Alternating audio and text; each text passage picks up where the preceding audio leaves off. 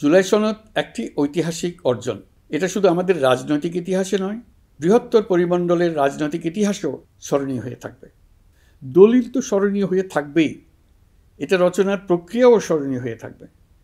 এই দলিল প্রণয়নের জন্য আমি সকল রাজনৈতিক দলের নেতৃবৃন্দকে এবং ঐকমত্য কমিশনের সদস্যবৃন্দকে, বিশেষ করে এই উদ্যোগের নেতৃত্বদানকারী প্রফেসর আলী রিয়াজকে জাতির পক্ষ থেকে অশেষ কৃতজ্ঞতা ও ধন্যবাদ জানাচ্ছি। রাজনৈতিক দলের প্রতিনিধিরা অত্যন্ত সৌহার্দ্যপূর্ণ পরিবেশে এই আলোচনায় অংশ নিয়েছেন। মতপার্থক্য থাকা সত্ত্বেও সকল রাজনৈতিক দলের মধ্যে ঐকমত্য তৈরির চেষ্টা ছিল। আমরা আশা করছি এই ঐকমত্যের ভিত্তিতে অচিরেই রাজনৈতিক দলগুলি জুলাই সনদে স্বাক্ষর করবে এবং এর বাস্তবায়নেও ঐকমত্যে পৌঁছাবে।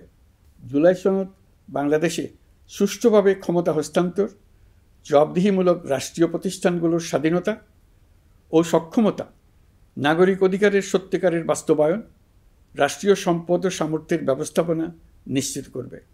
আমাদেরকে নিশ্চিত করতে হবে ভবিষ্যতের কোনো সরকারই যেন আর ফ্যাসিস্ট হয়ে উঠতে না পারে।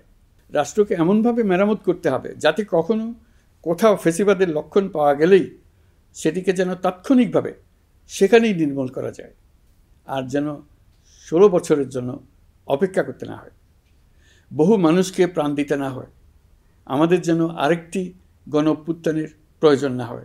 For more updates, follow us on Facebook, subscribe our YouTube channel, get the latest update on www.daily-sun.com.